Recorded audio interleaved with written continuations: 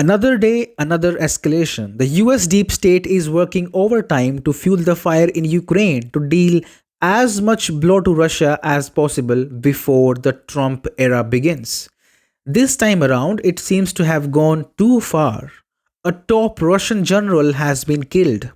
According to reports, Kiev's secret service called SBU, or the Security Service of Ukraine, assassinated Lieutenant General Igor Kirillov.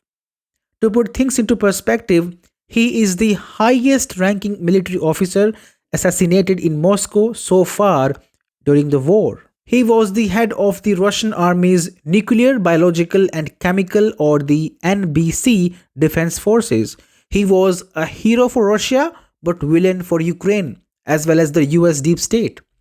His death may have ended a glorious chapter in Moscow's history but opened a plethora of questions and mysteries. He was allegedly killed on Monday. As per reports, 300 grams of TNT placed inside an electric scooter went off as Igor and one of his close aides walked towards their car. The blast left the two people dead on the spot. It is a foregone conclusion that inputs from the US deep state must have helped the SBU carry out this fatal attack. After all, the US has been helping key forces launch strikes deep inside Russia for over weeks now. But why did the US deep state want to kill Igor Kirillov? What secret files it wanted to bury forever? Kirillov was the Kremlin's voice behind damning allegations that the US had been operating 3 dozen biolaboratories in Ukraine. The Russian general even claimed that these US labs were preparing mosquitoes, bats, and some migratory bird species to spread yellow fever, dengue fever, and Zika among its enemies. The general also claimed that Washington DC was designing ethnically distinct pathogens to target only the Slavic population. These are the claims that the West always tried to suppress. Only China came in Russia's support. The Western fact checkers and Washington DC itself labeled it as fake news. Now, Kirillov was not only investigating alleged illegal operations in Ukraine, but other parts of the world as well. He was leading an investigation into Washington DC's alleged chemical attacks in Syria and the attempted assassination in the UK of former Russian spy Sergei Skripal and his daughter.